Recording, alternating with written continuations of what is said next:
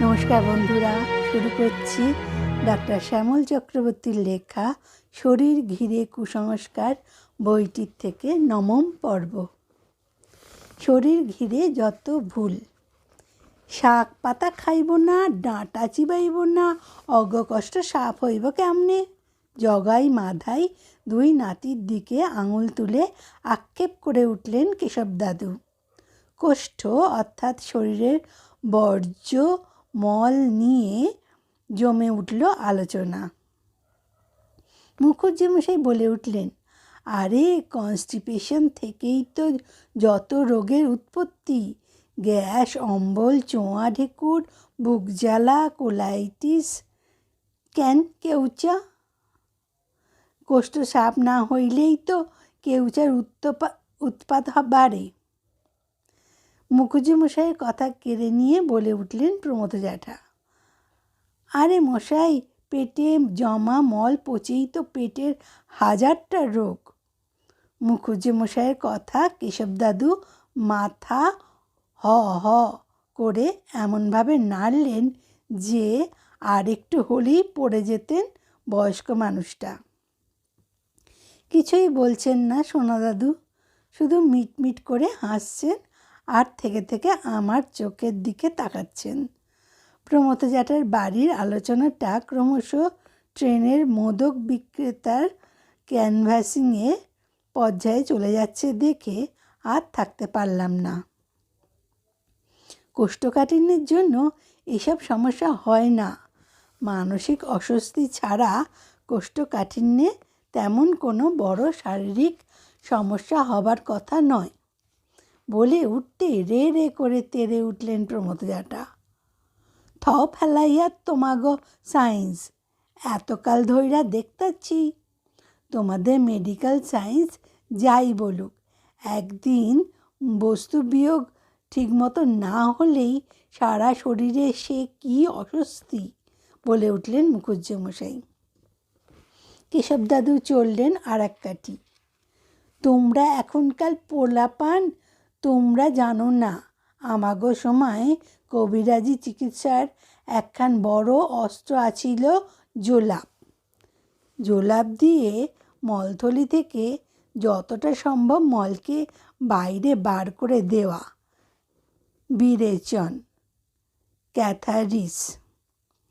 শুধু ভারতীয় বা অন্য প্রাচীন ভেষজ শাস্ত্রে নয়, রোগ সারাতে জোলাপের ব্যাপক ব্যবহার ছিল সারা বিশ্ব জুড়ে। 100 বছর আগেও ভাবা হতো পেটে জমা মল থেকেই তৈরি হতে পারে শরীরের নানা উপসর্গ। পরে বিজ্ঞানসম্মত নানা পরীক্ষায় জানা গেল নতুন নানা তথ্য। জানা গেল পেটে জমা মল থেকে কোনো বিষাক্ত গ্যাস যেমন হাইড্রোজেন সালফাইড রক্তে চলে যাবার ধারণা ভুল। পেটের মল 1-8 দিন ঠিকমতো পরিষ্কার না হলে তা থেকে মানসিক অস্বস্তি হতে পারে, এটা ঠিক। কিন্তু 2-1 দিনের কোষ্ঠবদ্ধতা থেকে শরীরে একটা সমস্যা দেখা দেবার কোনো কারণ নেই।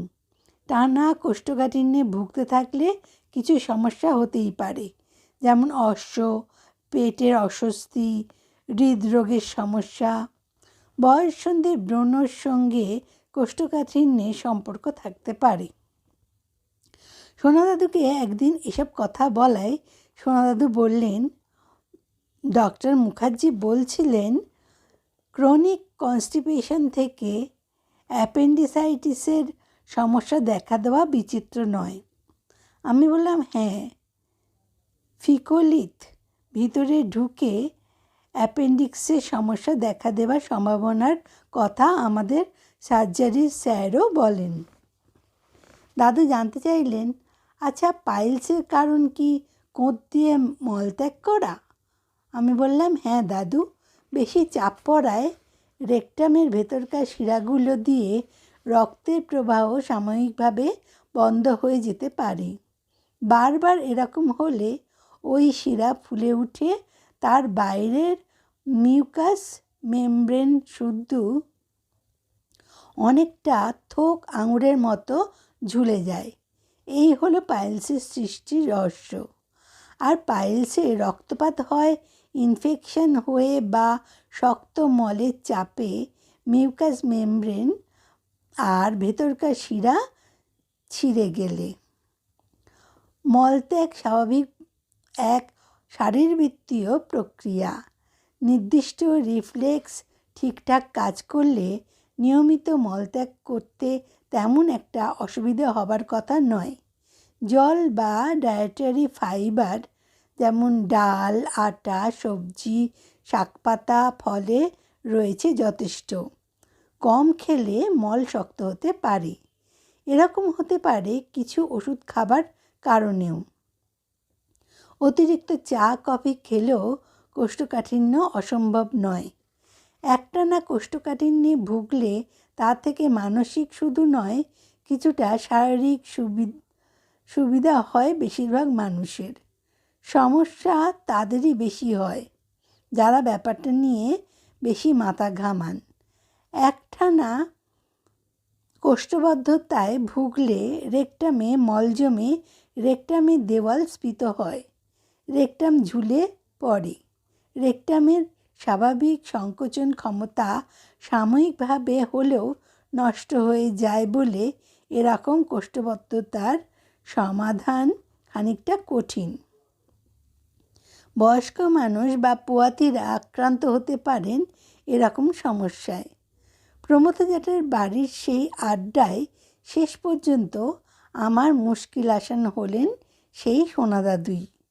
ঘন ঘন তোপের ঘায়ে আমার যখন ছেড়ে দেওয়া কেঁদে বাঁচি অবস্থা, হালটা তখনই ধরলেন দাদু। সামনের বছর এই সময় ও ডাক্তার হয়ে যাবে। ও যা বলছে তা তো ওর কথা নয়, মডার্ন মেডিকেল সায়েন্সের কথা। বলতেই কেমন নিভে গেলেন সবাই। প্রমথ জ্যাঠা এই প্রথম বুঝতে পারলেন উত্তেজনার বশে অনেক আজে বাজে বকেছেন। বললেন, ঠিকই কইছেন, ছোটবেলা থেইকা ওরে দেখতাছি বইলাই এখন ওরে বকাঝকা করি। মুখুজ্যেমশাই জানতে চাইলেন, তাহলে বলছো কনস্টিপেশন থেকে গ্যাস অম্বল কৃমি হবার ধারণাটা ঠিক নয়? আমার হয়ে উত্তরটা দিলেন সোনাদাদু। গ্যাস তো হতেই পারে, কনস্টিপেশন না থাকলেও গ্যাসের সমস্যা হতে পারে।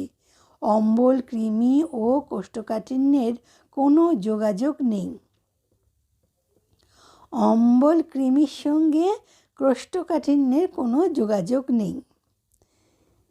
ট্রেনে, বাজারে মোদক বিক্রির তাগিদে ক্যানভাসাররা যা বলে তাই বিশ্বাস করে বসলে তো মুশকিল। ওদের বেশিরভাগ প্রচারই লোক ঠকানো, ভুলে ভরা বলেই আসর ভেঙে উঠে পড়লেন দাদু। বাড়ি ফিরে খাওয়া দাওয়া সেরে সোনাদাদু এলেন আমার ঘরে। মৌচাকে ঢিল ছুঁড়েছিলি আজ। কোষ্ঠবদ্ধতা নিয়ে কত যে ভুল ধারণা আর সংস্কার রয়েছে বেশিরভাগ মানুষের মনে। দুম করে এতদিনকার বিশ্বাসে ঘা পড়লে মানুষ ক্ষেপে যাবেই। রেগে যাক আর যাই করুক, এসব ধারণা আঁকড়ে ধরে মানুষ কখনো সুস্থভাবে বাঁচতে পারে?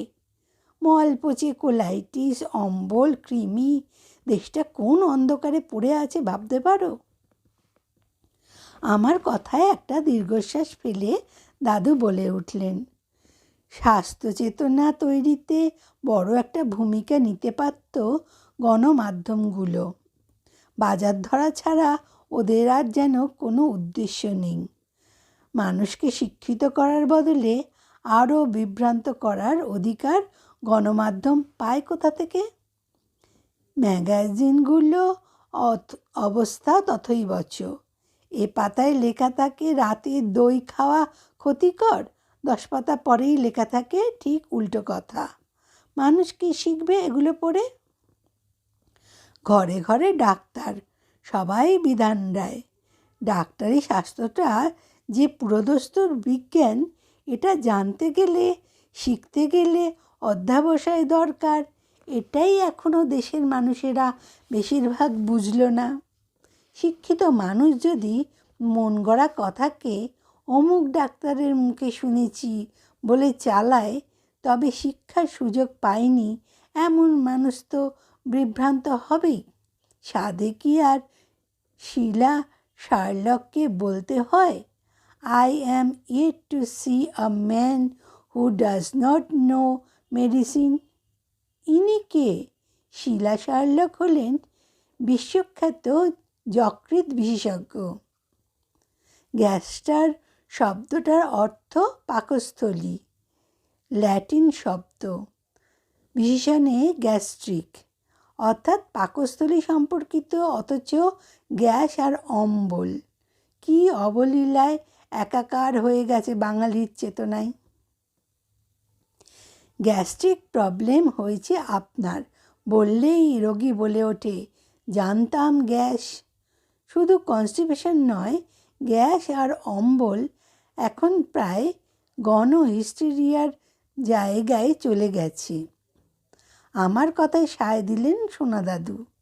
পেটে ব্যথা হলে গ্যাসের পেইন, বুক চিনচিন করলে গ্যাসের ধাক্কা, মাথা ঘুরলে গ্যাস মাথায় উঠে যাওয়া। ডাক্তার মুখার্জি প্রায়ই বলেন, মানুষের রকম সব অদ্ভুত ধারণার কথা।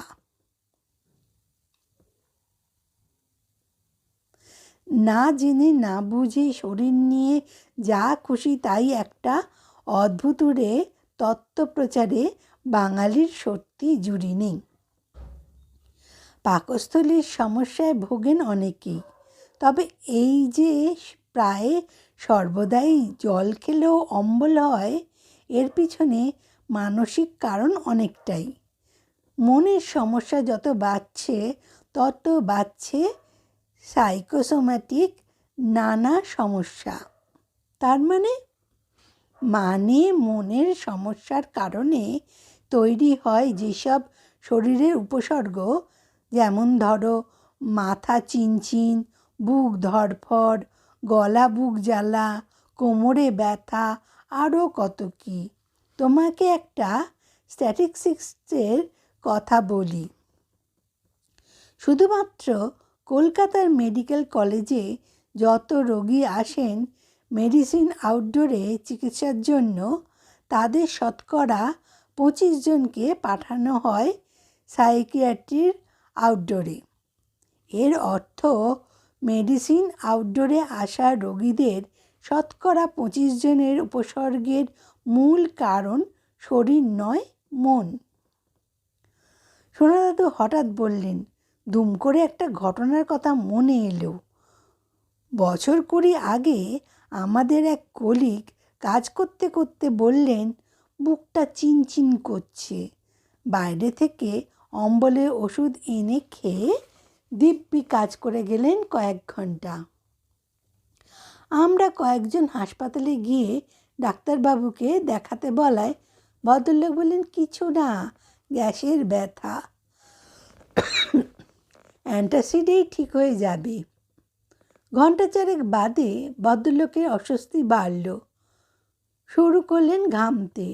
নিজে থেকেই শুয়ে গেলেন রেস্টরুমে।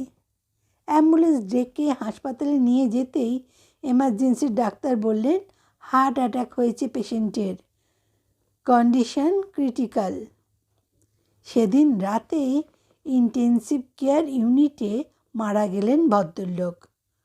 কার্ডিওলজিস্ট ডক্টর বোস বলছিলেন, অ্যাটাকটা হয়েছিল অনেক আগে, প্রথমেই হাসপাতালে এলে হয়তো বেঁচে যেতেন। সকাল থেকে বুকের ব্যথাকে বিকেল পর্যন্ত গ্যাসের ব্যথা বলে চেপে রাখতে গিয়ে শেষ হয়ে গেলেন মানুষটা। তাহলে বোঝো, শরীর নিয়ে সংস্কার আর ভ্রান্ত ধারণার ফল ক্ষেত্রবিশেষে কত মারাত্মক হতে পারে। নিজের অজান্তেই সংস্কারের বলি হলেন ভদ্রলোক। আমি বললাম, রাস্তায় ঘাটে রেলের প্ল্যাটফর্মে দেখবি নানা রোগ সারাতে কত রকম গাছের মূল আংটি কিনছে মানুষ। কিছুটা যুগ যুগ ধরে বয়ে চলা বিশ্বাসে, কিছুটা শিকড় বা আংটি বিক্রেতার প্রচারে এসবের এত রমরমা। শিকড় ধারণ করে নাকি অনেকের সত্যি অনেক রোগ কমে যায়। এটাকে তুই কি বলবি? সোনা দাদুর কথা শেষ হবার আগেই হবু ডাক্তার বলে উঠল, ফেথ হিলিং।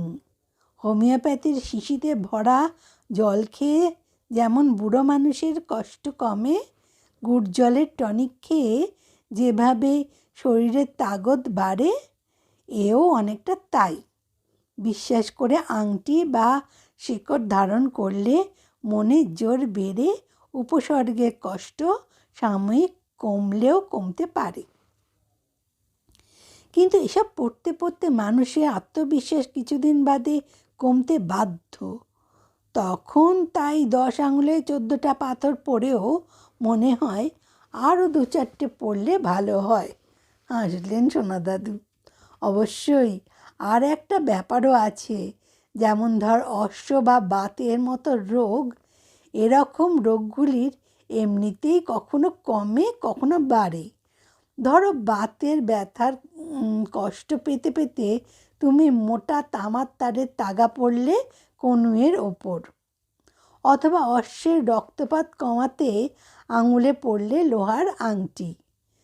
তাগা বা আংটি পরে ব্যথা বা ব্লিডিং কমলে বুঝতে হবে ওগুলো না পড়লেও ওই সময় উপসর্গ কমতো। ফাঁকতালে উপসর্গ কমানোর কৃতিত্ব পেয়ে গেল তামার তাগা, লোহার আংটি। এমন অনেক মানুষকে দেখেছি যাদের এসব পড়েও কষ্ট একটুও কমেনি। বুঝেছি, বললেন সোনা দাদু।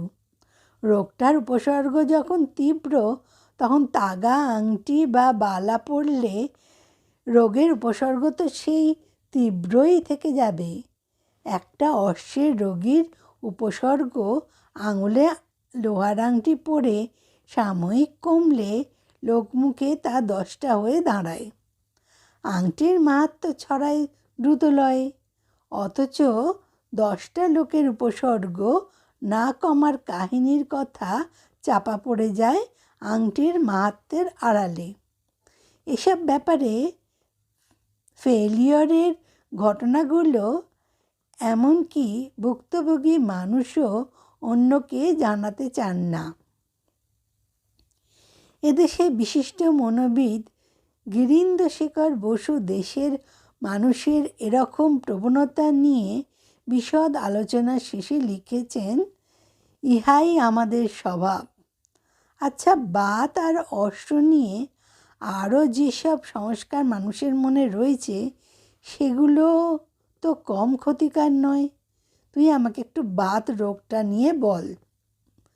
বাত বা আর্থারাইটিস হতে পারে নানা রকম, যেমন osteo arthritis, rheumatic arthritis, rheumatoid arthritis, আরও কত কী।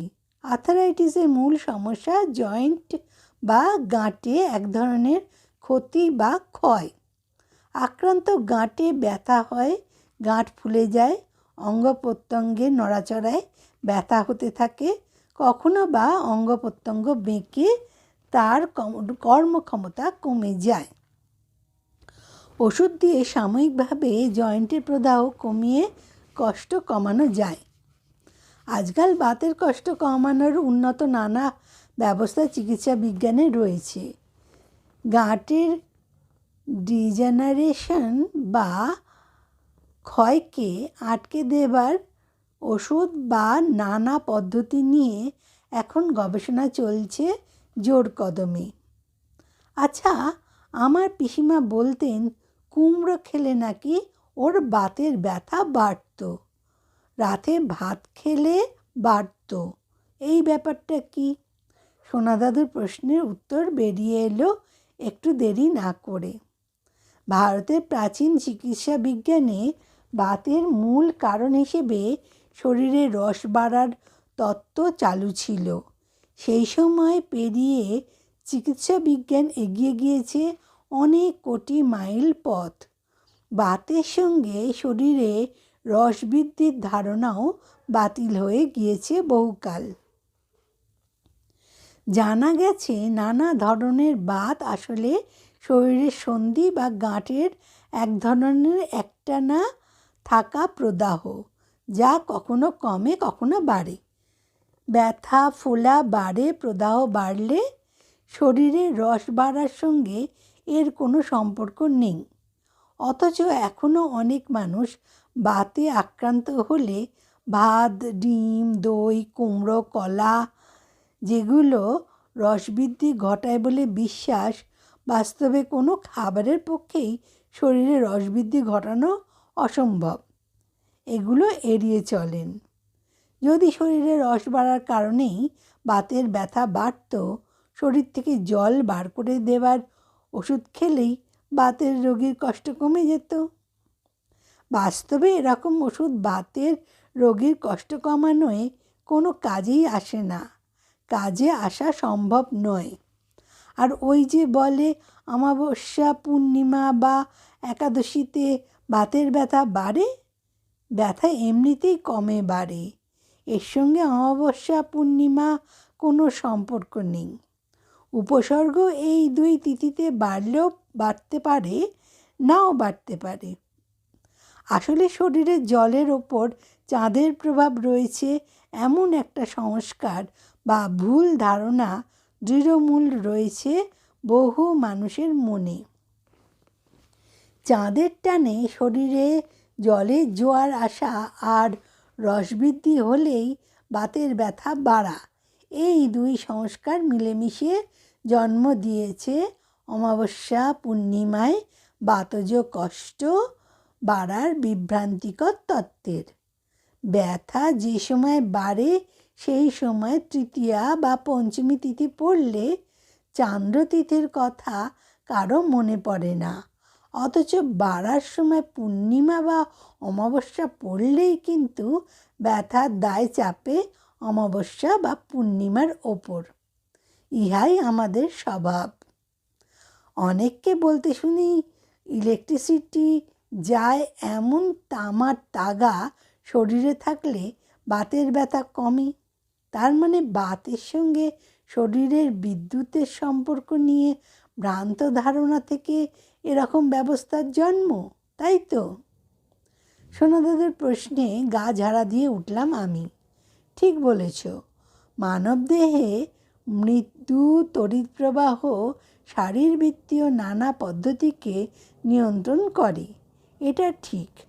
হার্টের অবস্থা বুঝতে ইসিজি বা মগজের সমস্যা বুঝতে ইইজির মূল কথাই হলো এই মৃদু তড়িৎপ্রবাহের তারতম্যকে লিপিবদ্ধ করা। তার মানে এই নয় যে বাত বা আর্থারাইটিস রোগের মূল রয়েছে শরীরে বিদ্যুতের প্রবাহ। এ হলো শরীর ঘিরে আর এক কুসংস্কার। তড়িৎ পরিবাহী তামার তার পড়ে বাতের কষ্ট কিছুদিনের জন্য কমলে বিদ্যুতে কুপরিবাহী লোহা, টিন বা সোনার তাগাতেও একই কাজ হবে। আজকাল দেখবে শুরু হয়েছে ম্যাগনেটের ধাপ্পাবাজি। শরীরের ওপর চুম্বকের প্রভাব নিয়ে হাজারটা মিথ্যে বিভ্রান্তিকর প্রচার চলছে এখানে ওখানে। ম্যাগনেটের মালা গলায় পরে আরও অনেক রোগের পাশাপাশি বাত সারানোর প্রচারে ভুলে অনেকেই এখন হাতে তামার তাগা ছেড়ে গলায় ঝোলাচ্ছেন চুম্বকের মালা। দাদু বললেন, তামা লোহা নয়। ডাক্তার মুখার্জির কাছে শুনেছি এককালে নাকি সোনার ব্যবহার ছিল বাতের চিকিৎসায়। ঠিকই শুনেছ। আয়ুর্বেদ শাস্ত্রে নানা রোগের মতো বাতেও স্বর্ণভস্যের ব্যবহার চালু রয়েছে বহুকাল থেকে। আধুনিক চিকিৎসা বিজ্ঞানেও একটা সময় সোডিয়াম অ্যারোথায়োমেলেট নামের একটা ওষুধ ইঞ্জেকশন হিসেবে দেওয়া হতো বাতে আক্রান্ত গাঁটে। কিন্তু ওই ওষুধটা ছিল সোনার বিশেষ এক ধরনের লবণ বা গোল্ড সল্ট। আজকাল বাতের ব্যথায় গোল্ড সল্টের ব্যবহার বন্ধ হয়ে গেছে। মা এসে দরজা থেকে বলে গেলেন, রাত 12টা বাজতে চলল, এবার তোরা ঘুমো। টেবিলের ওপর জায়গাটার থেকে সোনা দাদু এক গ্লাস জল গড়িয়ে খেলেন। আমাকেও দিলেন এক গ্লাস। আচ্ছা, অশ্বে এত বস্তু থাকতে হঠাৎ লোহার আংটি কেন বলতো? একটু ভাবতে হলো আমাকে। তামা, সোনা, রূপোর আংটি তো সবই পরে। ওসব আংটি ধারণ করতে বললে লোকে শুনবে কেন? তাই হয়তো লোহার ব্যবস্থা। বলতেই দাদু বললেন, রক্তে আয়রন থাকে, তাই অশ্বের রক্তপাতে শরীর থেকে বেরিয়ে যাওয়া আয়রনের অভাব মেটাতে লোহার আংটির ব্যবস্থা নয় তো? দাদুর কথা শুনে প্রথমটায় কেমন হকচকিয়ে গেলাম, তারপর দুজনেই হেসে উঠলাম হো হো করে। মাঝরাতে আমাদের সেই অট্টহাসির ধাক্কায় ঘুম ভেঙে পাশের ঘর থেকে হাই তুলতে তুলতে মা বলে উঠলেন, হচ্ছেটা কি নীল? পাড়ার লোকে এবার তেড়ে আসবে। দাদু ফিসফিস করে বললেন, তেড়ে এলে তো তোকে ধরবে না, ধরবে এই ধেড়ে খোকাটাকে। আমার হাসি রোগ আটকাতে দাদুর হাত আমার মুখে চাপা দেওয়া। অনেক রাত হয়েছে নীল, এবার ঘুমোনো যাক। বলার কয়েক মিনিটের মধ্যেই মশা ওড়ার পিঁপি আওয়াজের মতো লঘুসঙ্গীত বাজতে শুরু করলো সোনা দাদুর নাকে। এপাশ ওপাশ করতে করতে কখন ঘুমিয়ে গেছি আমি। বসন্তকাল, নিম বেগুন আর গ্রীষ্মকালে বিউলির ডাল বাঁধা ছিল আমাদের বাড়িতে।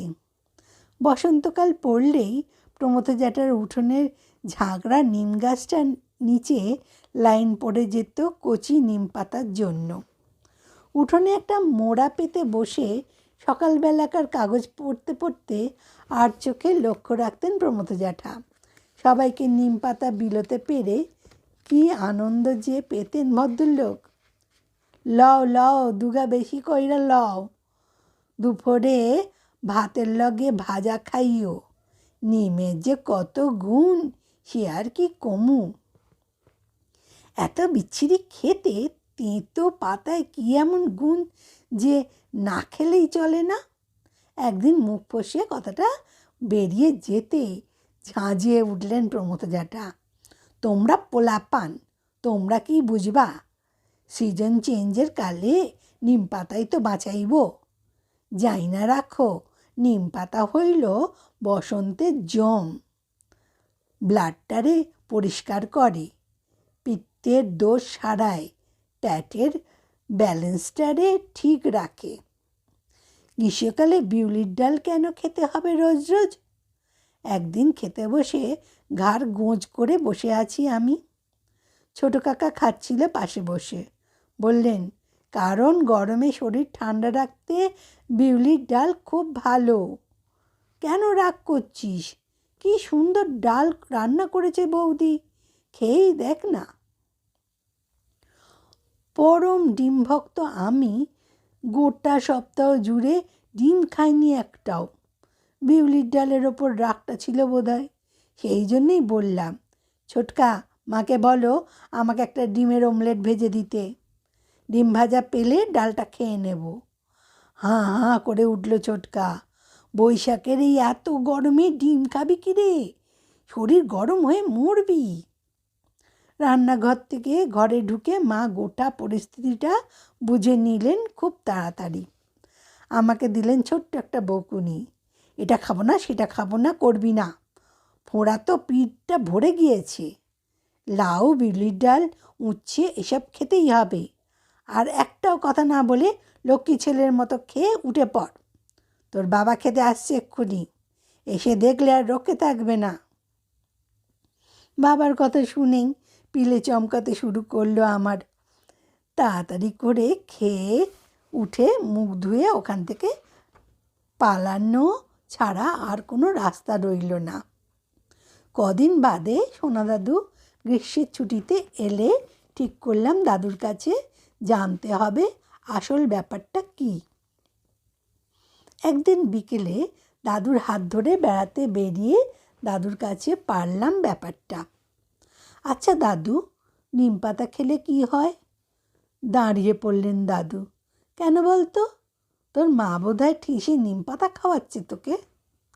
শুধু নিম পাতা? সকালে চিরেতা ভেজানো জল না খেলে আর রক্ষে নেই। তুমিই বলো দাদু, এসব খেয়ে লাভটা কী হয়? আমার পিঠে আশ্রয়ের করস্পর্শ রেখে দাদু হাঁটতে শুরু করেছেন আবার। নিমের গুণ সত্যিই অনেক। বায়ুদূষণ আটকাতে নিম গাছের জবাব নেই।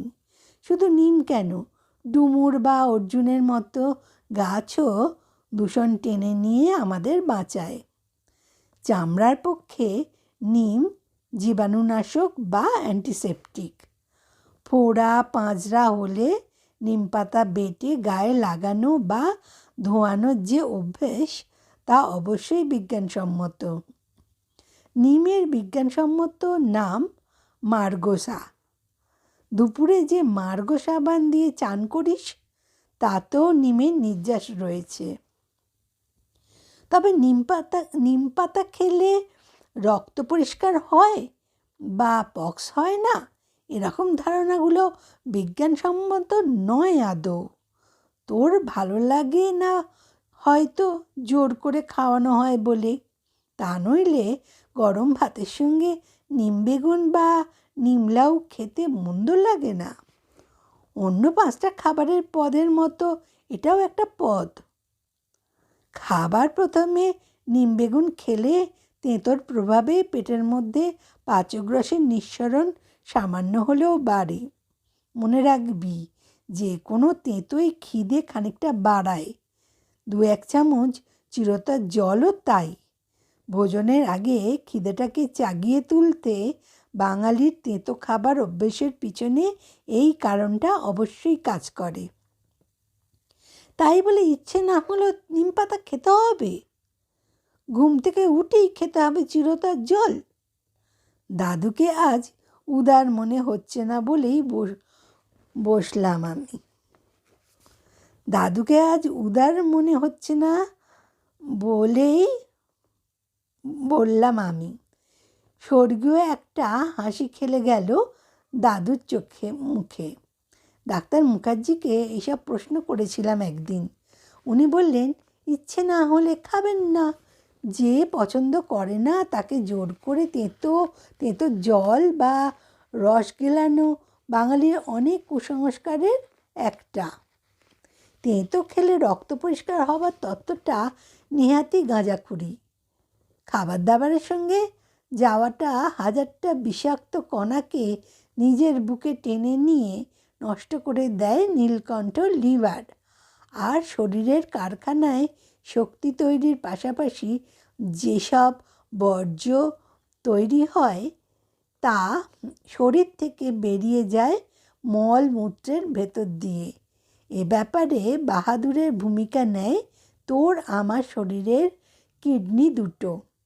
কিডনি আছে বলেই রক্তে ইউরিয়ার মতো নানা ক্ষতিকর বর্জ্য নির্দিষ্ট মাত্রা ছাড়াতে পারে না। কিডনি বিগড়ে গেলে তাই সর্বনাশ। তখন কৃত্রিমভাবে রক্ত ছাঁকার ব্যবস্থা, ডায়ালিসিস করে বাঁচিয়ে রাখতে হয় মানুষকে। এখন অবশ্য খারাপ কিডনি বদল করে নতুন কিডনি বসানোর আধুনিক ব্যবস্থা চালু হয়েছে। আমি মুখ খোলার আগেই সোনা দাদু শুরু করলেন আবার। গঙ্গার পাড়ে বসে দাদুর কিনে আনা মচমচে চিনেবাদাম ভেঙে খেতে খেতে চলেছে আমাদের প্রশ্নোত্তরের আসর। ডাক্তার মুখার্জি পড়েছেন অনেক, কত কি যে জানেন মানুষটা। মুখার্জি বলেন, বাইরে থেকে কোনো খাবার দাবার, শাক পাতা ফল মূল খাইয়ে রক্ত পরিষ্কারের ধারণা 100 ভাগ ভুল। পরে ডাক্তারি পড়তে পড়তে বুঝেছি সোনা দাদুর কথাগুলো কতটা খাঁটি। চিরতার জল বা উচ্ছে করলার রস খেয়ে অনেক মানুষকেই আত্মতৃপ্তির ঢেকুর তুলতে দেখা যায়। অথচ পাচক রসের ক্ষরণ সামান্য বাড়িয়ে খিদে চনমনে করা ছাড়া মানুষের শরীরে তেঁতো খাবারের তেমন কোনো ভূমিকা নেই। কালমেঘ যুগ যুগ ধরে এদেশে লিভারের ওষুধ বলে বিশেষ সম্মান পেয়ে আসছে। অথচ আধুনিক বিজ্ঞান চিকিৎসায় অনুযায়ী লিভারের ওষুধ কথাটাই সবিশেষ একটা ধাপ্পাবাজি। নীলকণ্ঠ লিভার জখম হলে একমাত্র চিকিৎসা হলো বিশ্রাম আর একটু বেশি পরিমাণে শ্বেতসার শর্করা খেয়ে লিভারে গ্লাইকোজেনের মজুদ একটু বাড়িয়ে রাখা। শুধু কালমেঘ কেন, কোনো গাছগাছরা লিভারকে জখম হবার হাত থেকে বাঁচায় এরকম ধারণা বেশ কিছু বিজ্ঞানসম্মত পরীক্ষায় বাতিল হয়ে গেছে। তবু এদেশে লিভার টনিকের এত যে রমরমা, তার পিছনে কাজ করে মানুষের অজ্ঞতা আর বিশ্বাসকে কাজে লাগিয়ে দেশি বিদেশি ওষুধ প্রস্তুতকারকদের ব্যবসার ছক। লিভার টনিকে কালমেঘ ছাড়া থাকে ট্রাইকোলিন সাইট্রেট। পৃথিবীর কোনো দেশের ফার্মাকোপিয়াতেই ওষুধ হিসেবে যার নাম নেই, থাকার কথাও নয়।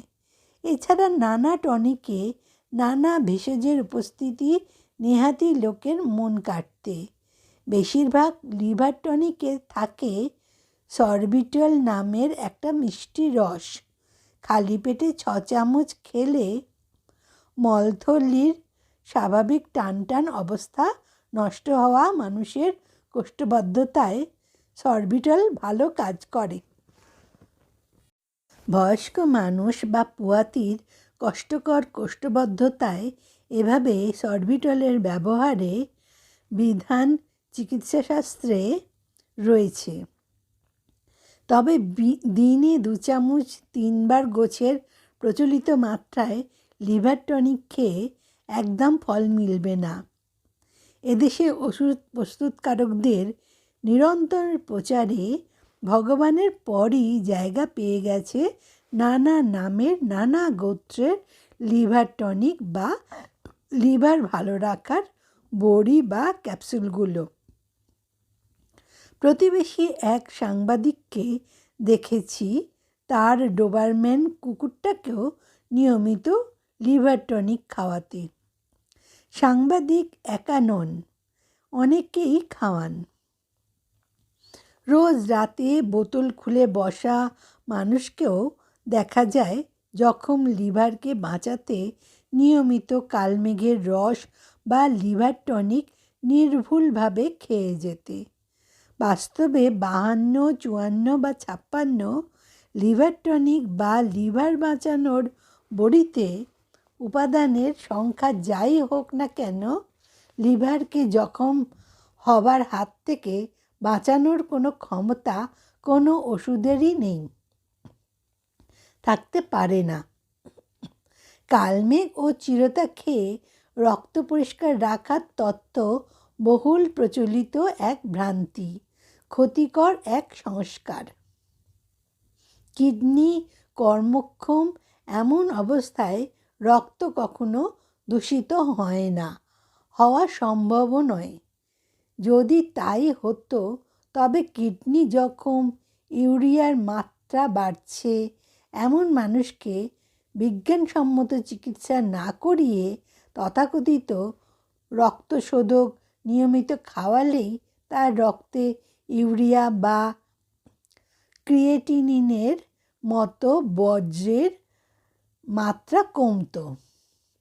বাস্তবে কিডনি জখম হওয়া রোগীকে রক্তিশোধক খাওয়ানো আর তাকে জোর করে মেরে ফেলা একই ব্যাপার। নানা ধরনের মারাত্মক জীবাণু, ভাইরাস বা পরজীবীর তীব্র সংক্রমণে শরীরের রক্তে ঠিক ঠিক করতে থাকা রোগ জীবাণু রক্তকে দূষিত করে, এটা বলা যায়। তবে এরকম হলে সঠিক ওষুধপত্র সঠিক মাত্রায় শরীরে না ঢোকাতে পারলে জীবন নিয়ে টানাটানিও অসম্ভব নয়। অপরিচ্ছন্ন পরিবেশে গর্ভপাত করাতে গিয়ে এদেশে কত মেয়ের জীবন যে শেষ হয়ে যায় একদিন প্রতিদিন, এর জন্য দায়ী এরকম মারাত্মক জীবাণু সংক্রমণ বা সেপসিস। সেপসিস হোক বা ভাইরিমিয়া অথবা প্যারাসাইটিমিয়া, রক্ত সত্যি সত্যিই দূষিত হলে চিকিৎসা একটাই, নির্দিষ্ট ওষুধ ঠিক ঠিক মাত্রায় রোগীর শরীরে চালান করে যাওয়া। রক্তশোধক খাইয়ে এরকম রক্ত দূষিত হয়ে যাওয়া রোগীকে সারিয়ে তুলতে পারলে রক্তশোধকের নাম চিরস্থায়ী জায়গা পেত চিকিৎসা বিজ্ঞানের পুঁথিতে। কুয়াক, বেনে, টোটকা, বিকল্প বা বককচ্ছপ্যাথির বেনেদের হাতে এভাবে বন্দি হয়ে থাকতে হতো না রক্তশোধক গাছগাছরা বা অন্য প্রাকৃতিক উপাদানগুলোকে। ট্রেনে, ট্রামে, বাসে কালমেঘ বা ম্যাজিক গুঁড়োর ক্যানভাসাররা পর্যন্ত প্রচার করে এগুলো খেলে পেটের সব দোষ দূর হয়, পেট পরিষ্কার থাকে, কৃমি নির্মূল হয়। ছেলেবেলায় নিয়ম করে রোজ সকালে চিরতার জল খাইয়েও শেষ পর্যন্ত কৃমির উৎপাত কমাতে ছোটো কাকাকে আমাকে নিয়ে ছুটতে হতো দীনবন্ধু ডাক্তারের চেম্বারে। যত ধরনের কৃমি বাসা বাঁধে মানুষের শরীরে, তার সবকটার হাত থেকে মুক্তি পাবার শক্তিশালী অথচ প্রতিক্রিয়াহীন ওষুধ চিকিৎসা বিজ্ঞান চিকিৎসকদের হাতে তুলে দিয়েছে আজ নয়, অনেক কাল আগে। এসব ওষুধ যোগ্য চিকিৎসকের পরামর্শে খেয়ে কৃমি মুক্ত হওয়া কঠিন নয় আদৌ। পাশাপাশি এরকম বিজ্ঞানসম্মত চিকিৎসাকে এড়িয়ে কালমেঘ, ভাস্কর লবণ বা চিরতার জলে কৃমি তাড়ানোর ভ্রান্তি মানসিক শান্তি দিলেও দিতে পারে, সমস্যাটা থেকে যায় যে কে সেই। তখন 5th ইয়ারে পড়ি, কি একটা ছুটিতে বাড়ি এসে দেখি সোনা দাদু হাজির। আমার আহ্লাদে আটখানা অবস্থা। রাতে খাওয়া দাওয়ার পর দাদু এলেন আমার ঘরে। ছাঁচি পান চিবোতে চিবোতে হাসলেন। এবার তো তুই ডাক্তার হয়ে যাবি।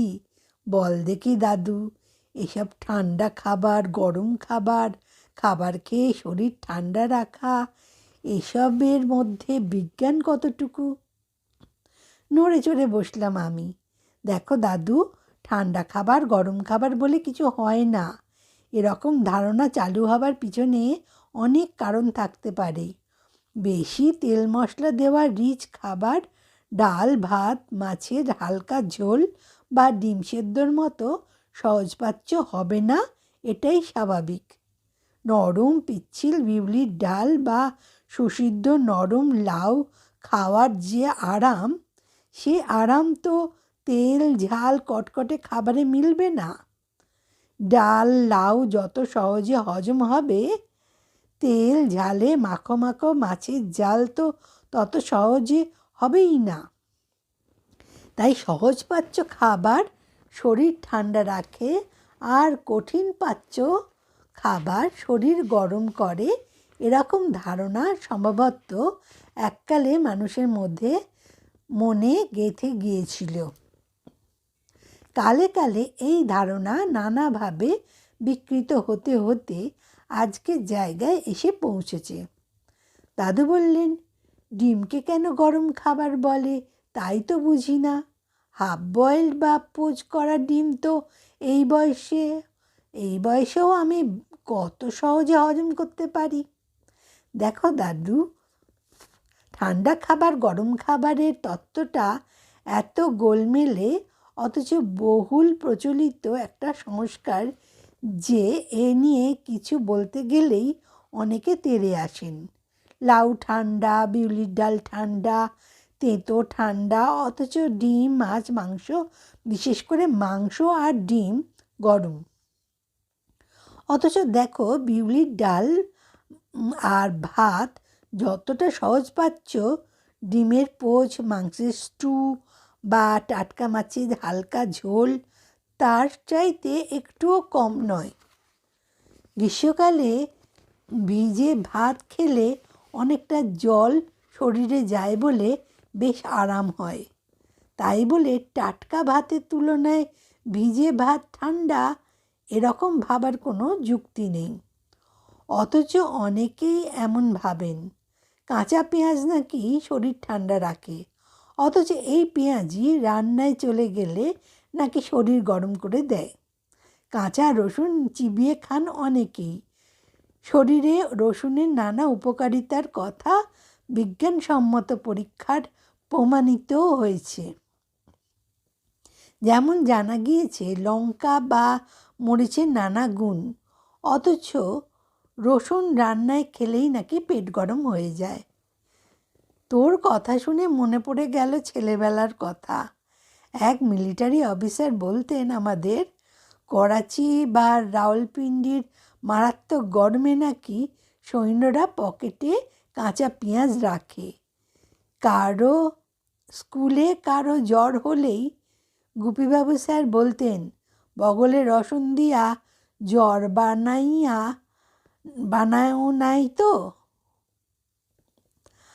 আমার পেটটা খুব কমজোরি ছিল ছোটবেলায়। পেঁয়াজ রসুন তো দূরের কথা, মা আমাকে ডিম, তরমুজ বা মাংসও পারতপক্ষে খেতে দিতেন না। আমি বললাম, খাবার দাবার নিয়ে বাঙালির খাওয়া দাওয়ার সিংহভাগ জুড়ে আছে এই ঠান্ডা খাবার গরম খাবারের ক্ষতিকর সংস্কার। হোস্টেলের টোস্ট আর এগ পোচ আমাদের রোজকার সকালের টিফিন, অথচ বাড়িতে এলেই মা গরমকালে ডিম দেবেন না, পাছে শরীর গরম হয়। কাল দেখবে মজাটা, বাবা আজ তরমুজ এনেছেন দেখলাম, মা কাল সবাইকে দেবেন তরমুজ, বাদ যাবে ছোটকা। পেট রোগা ছোটকাকে তরমুজ খাওয়ালেই নাকি পেট গরম হবে। ছোটকা একদিন লুকিয়ে লুকিয়ে একটা গোটা তরমুজ খেয়ে নিল আমার সামনে। ওর কিন্তু কিছুই হলো না। হো হো করে হেসে উঠলেন দাদু। তার মানে লুকিয়ে খেলে গরম খাবারও শরীর ঠান্ডা রাখে, কি বলিস? আমি বললাম, তাও যদি শরীরে গিয়ে হজম হয়ে ক্যালোরি তৈরির ব্যাপারটা বিচার করে ঠান্ডা গরম খাবার আলাদা করা হতো তাহলে একটা কথা ছিল। সেদিক থেকে দেখলে ডিম, মাছ, মাংস গরম হলে সয়াবিন আরও গরম। তরমুজ কম ক্যালোরি দেয় বলে ঠান্ডা হওয়া উচিত। পাকা আম হওয়া উচিত গরম। ডাল ভাত ঠান্ডা হলে ডিম সেদ্ধ বা ডিমের পোচও ঠান্ডা। অথচ দেখো বাঙালির খাদ্য চেতনার সব কেমন উল্টোপাল্টা।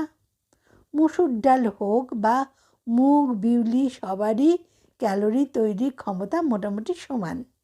তবু বিউলির ডাল ঠান্ডা, মুগ মুসুর ঠান্ডা হবে ভাবতে ভাবতে খেয়েও না যেন। সোনা দাদু বললেন, যাই বলিস না কেন, আম পোড়া শরবতটা কিন্তু বড়ই সুস্বাদু, বেশ লাগে। দাদুর মুখের কথা কেড়ে নিলাম আমি। অবশ্যই বেলের শরবত বা তরমুজের শরবতও যথেষ্ট সুস্বাদু। তাই বলে বেল বা কাঁচা আম পোড়ার শরবত খেয়ে শরীরের তাপ বেশি তৈরি হয়ে শরীর গরম হয়ে যাবে, এসব ধারণা শুধু হাস্যকর নয়, ক্ষতিকরও। এবার গম্ভীর হলেন দাদু। আসলে শুধু জ্ঞানের অভাব বা বিজ্ঞান চেতনার অভাব নয়, পুরুষতন্ত্র মেয়েদের শিক্ষার আলোর পাশাপাশি পুষ্টি থেকে বঞ্চিত করতেও এসব নিয়ম চালু করেছিল। ডিমের মাংসের মতো পুষ্টিকর খাবার মেয়েদের ভাগে কম গেলে পুরুষরা পাবে বেশি বেশি। নারী নরম হবে, কমনীয় হবে, তার আচার আচরণ সতর্ক, সংযত। এই অছিলায় মেয়েদের ডিম, মাছ, মাংস থেকে তুলনামূলকভাবে বঞ্চিত করে পুরুষের শৌর্য বীর্য বৃদ্ধির জন্য এসব গরম খাবার পুরুষের হাতে আরও বেশি বেশি করে তুলে দেবার জন্য এরকম একটা কুসংস্কার খুব দরকার ছিল পুরুষতান্ত্রিক সমাজের। সোনা দাদুর ব্যাখ্যায় আমি মুগ্ধ। হয়তো বিধবাদের শরীর ঠান্ডা রাখতে পেঁয়াজ রসুন না খাওয়ার বিধানের পিছনে কাজ করেছে বিধবাদের মাছ মাংস ডিমের মতো প্রোটিন থেকে বঞ্চিত করার কৌশল। আমার কথায় সায় দিয়ে দাদু বললেন, মজাটা দেখ, মুসুর ডাল আমিষ, অথচ মুগ কলাই অরড় নিরামিষ। সবকটাই নিরামিষ, তবু মুসুরকে আমিষের ছাপ মেরে দেওয়া। বিধবার জন্য সব ডাল চালু থাকলে পুরুষতন্ত্রের ইজ্জত থাকে না যে। দিন বদলাচ্ছে দাদু, এখন অনেক বিধবাই মাছ মাংস খান, আবার বেশিরভাগই খান না। সোনা দাদুর মুখে ছায়া। এত বলে বলে, এত বুঝিয়ে নিজের বোনটাকেই আমিষ খাওয়াতে পারলাম না। অকালে চলে গেল বোনটা আমার। আমি কি বলবো বুঝে ওঠার আগেই সামলে নিলেন সোনা দাদু।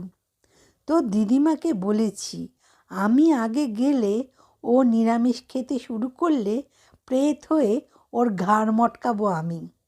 আর ও আগে গেলে আমি ভাবছি নিরামিষ শুরু করে একটা চমক লাগাবো আমাদের চারপাশের মানুষগুলোকে। হি হি করে হেসে উঠলেন মা। পাশের ঘর থেকে লুকিয়ে মা শুনছিলেন আমাদের কথা। সেদিন বিকেলে গঙ্গার পাড়ে স্ট্যান্ডে চিত্তখুরুর সঙ্গে বসে আছেন প্রমথ জ্যাঠা। আমি আর সোনা দাদু হাঁটতে হাঁটতে চলে গিয়েছি ওদের কাছে। কেমন যেন থম মেরে আছেন চিত্তখুড়ো। সোনা দাদু বললেন, কি ব্যাপার, শরীর খারাপ নাকি আপনার? খুড়োর বদলে উত্তরটা দিলেন প্রমথ জ্যাঠা, আর কইবেন না, কাল থেইকা উনার মাথাটা ঘুরতাছে, এখনও ডাক্তার দেখান নাই। কতবার কইছি এই বয়সে বেশি ভাজা পুড়া ডিম মাছ মাংস খাইবেন না, প্রেশার বাড়বো। চক্কর যখন দিতাছে তখন প্রেশার অবশ্যই বাড়ছে। বলেই আমার দিকে তাকালেন জ্যাঠা। তুমি কি কও নীল? সোনা দাদু বললেন, যতদূর জানি মাথা ঘোরা মানেই রক্তচাপের সমস্যা নয়, মাথা ঘুরতে পারে অন্য কারণেও। ঠিক শুনেছ, বললাম আমি। ব্লাড প্রেশার বাড়া কমার যেমন শরীরের অন্য অনেক সমস্যাতেও মাথা ঘোরার সমস্যা দেখা দিতে পারে। আর প্রেশার বাড়ার সঙ্গে খাওয়া দাওয়ার সম্পর্ক? এই যে প্রমথবাবু বললেন বেশি ভাজাভুজি ডিম বা মাংস খেলে প্রেশার বাড়ে, খাওয়া দাওয়ার সঙ্গে রক্তচাপের সম্পর্ক নেই এ কথা বলা যাবে না। তবে ভালো ভালো খাবার যেমন ডিম দুধ বা ছানা বেশি খেলে একটা বয়সে প্রেশার বাড়ে ওইসব খাওয়ার কারণে। এরকম ধারণা আসলে শরীর নিয়ে কুসংস্কার। একটু খুলে বল ব্যাপারটা, বললেন সোনা দাদু। যেমন ধরো, খাবারের সঙ্গে একটানা নুন বেশি খেলে ব্লাড প্রেশার বেড়ে যাবার সম্ভাবনা একটা বয়সে বাড়ে। বেশি তেল বা চর্বি জাতীয় খাবার খেলে শরীরের ধমনির ভেতরকার দেওয়াল পুরু হয়ে গিয়ে বাড়তে পারে রক্তচাপ। তার মানে কিন্তু এই নয় যে পাতে নুন বা বেশি তেল চর্বি খাওয়া মানুষেরই শুধু ব্লাড প্রেশার বাড়ে। সুস্থ স্বাভাবিক জীবনযাপনে অভ্যস্ত মানুষও ব্লাড প্রেশার বেড়ে সমস্যায় পড়তে পারেন। আমার আবার লো প্রেশারের দাঁত, মাথা ঝিমঝিম করলেই বুঝা যায় প্রেশার কইমা গেছে। প্রমথ জ্যাঠার কথাগুলো শুনতে শুনতে চোখের সামনে ভেসে উঠল সরজিৎদার মুখটা। হেলথ সার্ভিসে মেদিনীপুরের কোন গ্রামে যেন একটা হেলথ সেন্টারে চাকরি নিয়ে বেশি দিন টিকতে পারেননি সরজিৎদা। চাকরি ছেড়ে এসে একদিন হোস্টেলে আমাদের ঘরে বসে শুনিয়েছিলেন ওর অভিজ্ঞতার কথা। মাথা ঝিমঝিম করতে করতে একের পর এক এসে শুয়ে পড়ে হাসপাতালের বেডে। প্রেশারটা একটু মেপে দেখুন তো ডাক্তারবাবু, মাথাটা বড্ড ঘুরছে। প্রেশার দেখতে দেখতে হাতে কড়া পড়ে যায় আর কি। শুধু মাপলে হবে না, সঙ্গে সঙ্গে বলে দিতে হবে প্রেশারটা কত। তা নইলে প্রেশার মাপালেন যিনি, তার মনে শান্তি নেই। প্রেশার কমে মাথা ঘুরতে পারে না তা বলছি না, তবে বেশিরভাগ সময় এরকম সমস্যার পিছনে কাজ করে মানসিক কারণ। প্রেশার কম ভাবতে ভাবতে একে ওকে দিয়ে প্রেশার মাপানোটা অনেক সময় বাতিকে দাঁড়ায়। শরীর নিয়ে এও এক সংস্কার। একটা ভুল ধারণাকে আঁকড়ে ধরে মনের জোর কমে যায়। আমাকে মাঝপথে থামিয়ে দিয়ে বিপন্ন মুখে প্রমথজাটা বলে বসলেন, আইজি মাপাইছি আমার প্রেশার, উপরেরটা 100-ও কম। ভালো কইরা ছানা দুধ ডিম খান, দেখবেন প্রেশার চচ্চর কইরা বাইরে যাইব। শেষ বিকেলের আলো খেলা করে গেল চিত্তখুড়োর চোখে মুখে। দাদু তাকিয়ে আছে আমার দিকে, চোখে জিজ্ঞাসা। বলতেই হলো, আমাকে ছানা দুধ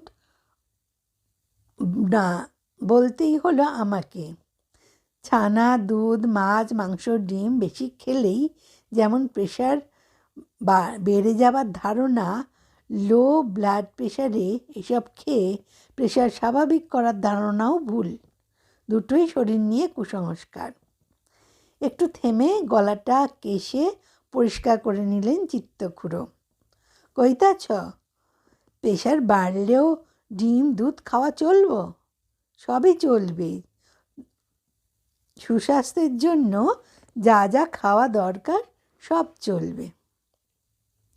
আপনার বয়সে তো আর খাসির মাংস বা তেল ঘি চুপচুপে খাবার বেশি চলবে না, পাতে নুনটা চলবে না, নোনতা খাবারও এড়িয়ে চলতে হবে, আর সবই চলবে, শাক সবজি ফল দুধ সব। তবে যে শুনছিলাম ফল দুধ ডিম খাওয়া হাই প্রেশারে নিষেধ।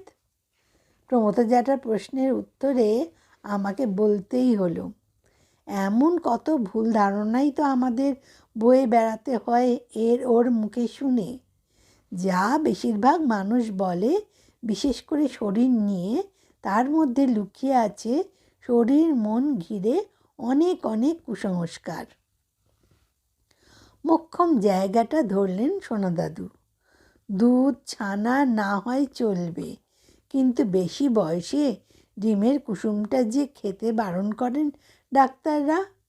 ঠিকই বলেছ দাদু, কোলেস্টেরলের পরিমাণ বেশি থাকায় ডিমের কুসুম 40 বছরের পর বেশি না খাওয়াই ভালো।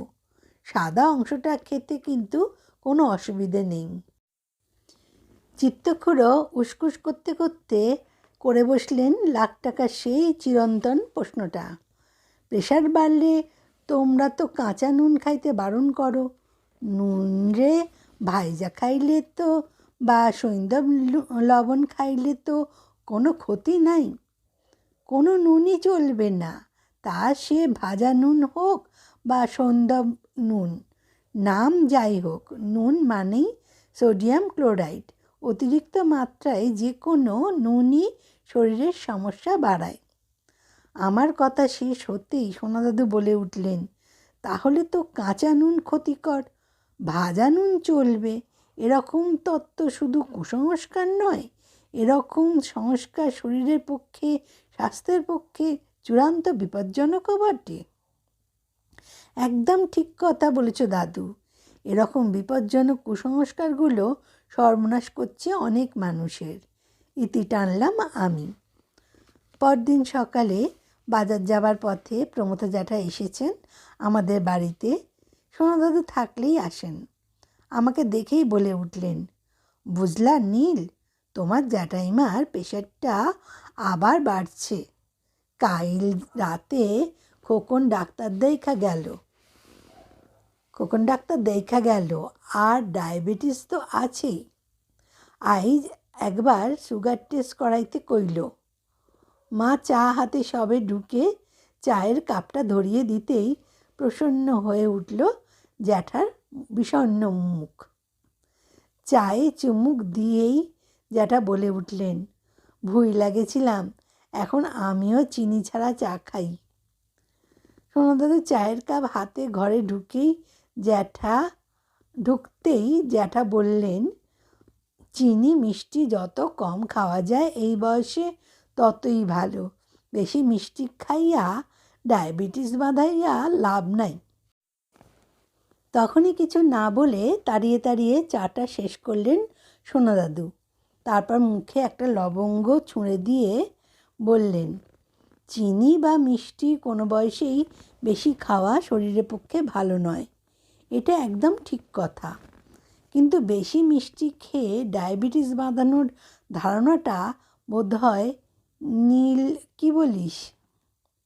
মিষ্টি বেশি কম খাওয়ার সঙ্গে ডায়াবেটিস রোগ শুরু হবার কোনো সম্পর্ক নেই। ডায়াবেটিসের মতো রোগ নিয়ে এরকম ধারণা 16 আনা ভুল হলেও অনেক মানুষ আজও এরকম ধারণার শরিক। পরোটা আর বেগুন ভাজা শেষ করে প্রমথ জ্যাঠা ছুটলেন বাজারে। সোনা দাদু পড়লেন আমাকে নিয়ে। আচ্ছা নীল, এই যে সুগার একটু বাড়লেই অনেকে উচ্ছে করলা বা নিম পাতার রস খেতে শুরু করে, এটাকে তুই কি বলবি? তেঁতো খেলে সুগার কমে, এরকম প্রচলিত ধারণা এখনো পর্যন্ত কোনো বিজ্ঞানসম্মত পরীক্ষায় প্রমাণিত হয়নি। উচ্ছে বা করলার ভেতর ইনসুলিনের সমগোত্রীয় কোনো কিছু রয়েছে এটা প্রমাণ না হওয়া পর্যন্ত এখন এগুলো খেয়ে সুগার কমে এটা বলা যাবে না। আর মেথি? হ্যাঁ, মেথির ভেতরে ইনসুলিনের সমগোত্রীয় রাসায়নিক বিজ্ঞানসম্মত পরীক্ষায় খুঁজে পাওয়া গেছে। রক্তে সুগার নিয়ন্ত্রণে মেথির ভূমিকা তাই প্রমাণিত। তাহলেই ওষুধ বন্ধ করে মেথি খেতে পারেন যে কোনো ডায়াবেটিসের রোগী? না, পারেন না। ওষুধ কমিয়ে ডাক্তারের পরামর্শ নিয়ে রোজ খানিকটা মেথির গুঁড়ো খাওয়া যেতেই পারে। তবে ওষুধ বন্ধ করে মেথি খেলে সুগার নিয়ন্ত্রণে রাখা মুশকিল। কারণ এসব প্রাকৃতিক উপাদানে ইনসুলিনের মতো বা অগ্ন্যাশয় থেকে ইনসুলিনের ক্ষরণ বাড়াতে পারে এমন রাসায়নিক থাকে খুব সামান্য মাত্রায়। আগে ডায়াবেটিস হলে ডাক্তাররা আলু বা অন্য মাটির তলার সবজি খেতে বারণ করতেন। এখন তো শুনছি আলুও চলবে। হ্যাঁ ঠিকই, ডায়াবেটিস মানে স্বেচ্ছা শর্করা জাতীয় খাবার নিয়ন্ত্রণ। ভাত বা রুটি একটু কমিয়ে 2-1 টুকরো আলু খেতে তাই অসুবিধে নেই। ভাত বা রুটি অনেকটা কমিয়ে বেশ কয়েকটা আলু খেলেও সমস্যা হবে না। মোদ্দা কথা হলো মোট খাওয়া শর্করা স্বেচ্ছার নিয়ন্ত্রণ। এখন আধুনিক বিজ্ঞান চিকিৎসায় যে কোনো রোগে আক্রান্ত মানুষের খাদ্য তালিকা বানাতে গিয়ে রোগীর ভালো লাগা খারাপ লাগা পছন্দ অপছন্দকেও যথেষ্ট গুরুত্ব দেওয়া হচ্ছে।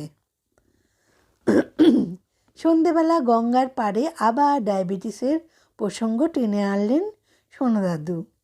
প্রমথ জ্যাঠা বলে উঠলেন, ভাত না খাইয়া রুটি খাওয়াই ভালো। কি কও নীল? ভাত আর রুটির মধ্যে ফারাকটা কোথায়? জানতে চাইলেন দাদু। বললাম, তফাৎটা যতটা গুণগত তার চাইতে অনেক বেশি পরিমাণগত। মেপে খাওয়া যায় রুটি, ভাত খেতে বসলে পরিমাণ বেড়ে যায় 2 মুঠো বেশি খেলেই। মেপে খেতে হয় বলে কেউ কেউ তাই ভাতের তুলনায় রুটি পছন্দ করেন। তবে মাপ মতো খেতে পারলে ভাত আর রুটিতে কোনো ফারাক নেই। তার মানে ভাত আর রুটিতে কোনো তফাৎ নেই ডায়াবেটিসে, ঠিক তো? একদম ঠিক বলে সোনা দাদু আর আমি হাঁটতে শুরু করলাম বাড়ির দিকে। ধন্যবাদ বন্ধুরা। ভালো লাগলে চ্যানেলটাকে সাবস্ক্রাইব আর শেয়ার করে দেবেন। আর কেমন লাগছে আপনারা কমেন্ট করে জানাবেন। ধন্যবাদ।